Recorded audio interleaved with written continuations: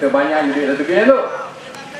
Jadi kan, tuan, kalau kita tengok pembaziran yang dilakukan daripada sikap pengurus-pengurus syarikat kerajaan yang memboros seperti membeli lukisan moden berharga 1.1 juta hingga membeli projek motosikal Agusta hingga rugi ratus juta, beli jet Perdana Menteri 200 juta, ubah suai 100 juta jadi 300 juta, sehingga membeli submarin macam-macam. Jumlahnya yang rugi pada tahun Daulah Badawi dan Mahathir mengintah yang belum diaudit yang sepenuhnya lagi adalah 20 bilion. Itu 20 bilion. Ini fakta-fakta yang kita nyatakan. Yang sebelum pilihan raya saya dah tunjukkan dalam slide-slide saya. Satu persatu. 13 jenayah di end dalam pembaziran harta negara. Di Selangor ni apa kurangnya tuan-tuan? Tanah yang murah yang asalnya milik satu koperasi nelayan di Pulau Indah dijual kepada syarikat kroni Kuala Dimensi dengan harga 95 juta. Kerana apa? Ada rupa-rupanya pakatan sulit di antara bekas Perdana Menteri, bekas Menteri Pengangkutan, gabungan di antara kroni-kroni UMNO dan MCA dan MIC pun masuk campur. Maka satu bond bernilai 1 bilion dikeluarkan tanpa bawa ke kabinet. Dan dengan itu harga tanah itu melambung melonjak tinggi dan Kuala Dimensi menjual kepada anak syarikat negeri Selangor bernama Port Klang Authority dengan harga 1.3 bilion. Keputusan politik, projek sulit untuk membangunkan satu kawasan yang tak begitu berguna untuk menjadi satu pelabuhan yang tercanggih kononnya di Malaysia yang sepadan dengan negara-negara Arab. Satu model yang Abu Jabel punya projek di Timur Tengah. Dengan keuntungan tiba-tiba oleh kerana keputusan politik dibuat untuk mengutamakan kepentingan MIC, MCA dan UMNO dan kroni-kroni Kuala Dimensi yang terlibat di situ adalah pemimpin-pemimpin di bawah pimpinan Khay Toyo, Kerajaan Negeri Selangor. Tiba-tiba keuntungan 1.3 bilion tolak 95 juta, keuntungan bersih sebanyak 935 juta. Terpaksa ditanggung oleh Kerajaan Negeri Selangor. Keputusan dibuat oleh Port Klang Authority, tetapi ditanggung oleh Kerajaan Negeri Selangor. Tetapi akhirnya siapa yang tanggung, tuan-tuan? Siapa yang tanggung? Rakyat. Begitu juga bangunan Matrik, satu projek yang sebenarnya cukup complicated. Akhirnya masa Muhammad Taib menjadi Menteri Besar Selangor, dia ambil oleh perangsang dari kumpulan perangsang anak syarikat Negeri Selangor, dan hingga hari ini projek terbengkalai, rugi 300 juta, kos membayar interestnya 100 lebih juta setiap tahun, dan kesannya beratus-ratus juta kita kerugian.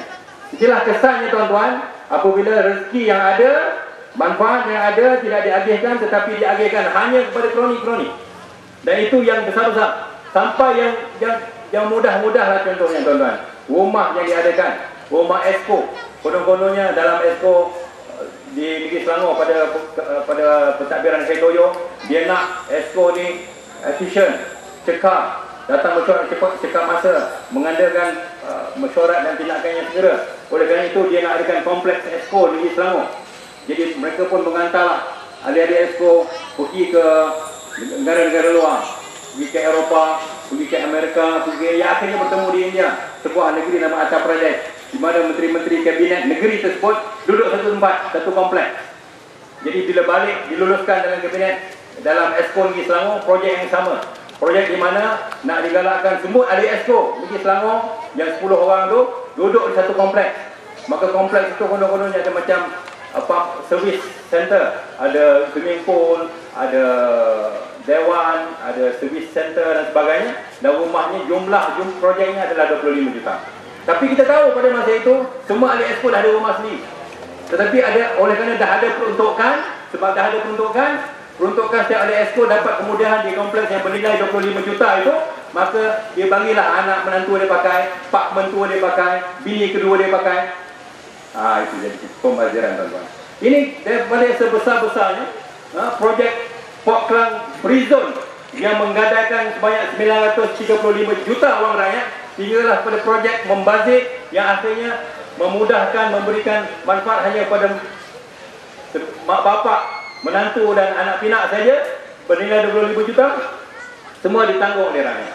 Dan kesannya, itulah sebabnya perkhidmatan-perkhidmatan tidak dapat diberikan sebaiknya. Kesan daripada urusan takbir yang tidak senonoh di peringkat negeri, kesannya tidak dapat dilempahkan ke bawah. Dan tuan-tuan di sini tahu, bangunan yang seindah ini tak ada CS. Betul atau tidak? Tuan-tuan nak keluar, nak pergi ke bandar atau nak keluar jalan yang pun susah. Betul tak? Ini seolah-olah tuan-tuan tak wujud. Saya dulu, kalau tak tahu, flat redor ni saya tak tahu tuan-tuan wujud. Sebab apa? Kita nak pergi lalu sana ya dulu. Tak sedar sebab apa? Angle. Ya, betul lah, dia punya sudut corner itu memang menunjukkan tuan-tuan tak wujud. Itulah sikapnya. Tuan-tuan ni tak ada masuk dalam statistik. CF tak ada, masalah air masih ada lagi atau tidak? Ada, masih tak sempurna semua. Sampah sarap macam mana?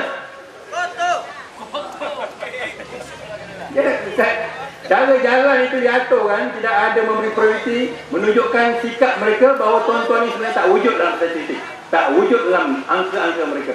Yang wujud apabila nak pilihan raya, nak undi tuan-tuan. Nak bagi atau tidak pada mereka tuan-tuan? Nak bagi atau tidak? Itulah yang message kita. Kita punya seruan simple. Puan Aliza tadi telah memberi tawaran-tawaran kita. Ya. Tawaran kita amat munasabah. Kerana kita yakin, ya, kalau projek-projek membazir, dihapuskan, pengurusan kewangan dikendalikan dengan lebih baik, dengan lebih amanah, dengan lebih adil, dengan lebih saksama, maka kekayaan negeri Selangor ni hebat. Kekayaan negeri Selangor ni sangat hebat. Dan negeri antara pada masa ini merupakan, bacalah ya, dalam belanjawan, pertumbuhan ekonomi, sumbangan perindustrian, sumbangan perniagaan, bahkan pertumbuhan penduduk ya, naik hampir 200,000 pada tahun ini bilangan penduduk. Maknanya produktiviti kegiatan ekonomi akan melonjak di negeri Selangor. Ya. Itu